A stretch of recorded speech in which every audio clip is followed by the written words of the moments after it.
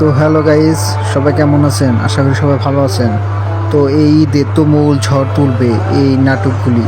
তো এই নাটকগুলির মধ্যে এমন এমন ডায়লগ আছে, তো আপনাদের সবার লোম খারিয়ে যাবে এই ডায়লগটি শোনার পর। আমি কাশিমপুরে আওয়াজ পাঠাইছি আর 1 মাসের মধ্যে বোরহানরে খুঁজে বাইর করব। বোরহান আমার টাকা তো ফেরত দিবই, লগে তগ টাকাও দিব, লাভ সব।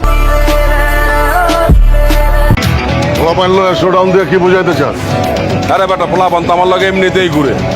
তুই কি ভাব যে পোলাপান তোর লগে ঘুরে? তুইও তো মহল্লার মধ্যে পোলাপান লিয়ে শো ডাউন করো। বেশি বারিস না, বুঝছস?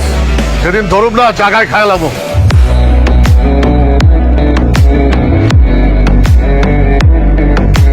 এমন এক এলাকায় থাকি পুরা কুফা এলাকা, পাত্রীপক্ষের কেউ খোঁজ খবর নিতে এলে সব খারাপ কথা কয়ে দেয়, যেটা করি নাই ওইটা হুদ্দা কয়ে দেয়।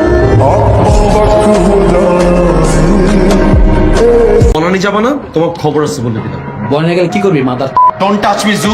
আমি কিন্তু আমার ড্যাডিকে কল দিব, তুমি আমার ড্যাডিকে চেনো না এখন। তো ড্যাডি আর তুই এক লগে কাকু দিয়ে আইস, বিচি দিয়ে ধরা দিন, দে কল দে। শোনো জু, এসব চাওয়াবাজি করে কোনো লাভ হবে না, বুঝছো?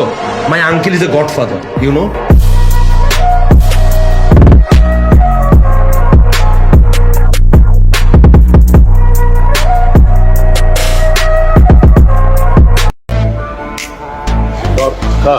বিশ্বাস করস না? এসব তেলাতেলি বাদ দি, আসল কাহিনী কি এটা কোন? এই বেটা, পাশা কাউরে তেল দেয় না, পাশারে মানুষ তেল দেয়। আর আই যে কিসমানের রেসিপি দেখছিস, কিল্লে রেসিপি কি মনে করছিস না? দুর্বলতা জীবন। আই কিসমানের রেসিপি মনে মনে হয় আমরা করতেছি। আর টার্গেট হচ্ছে আগে বিবিএম, এটা শেষ অড়ালে শেষ করে যেতে নোয়াখালীতে কিং এর মতো এন্ট্রি পেতে।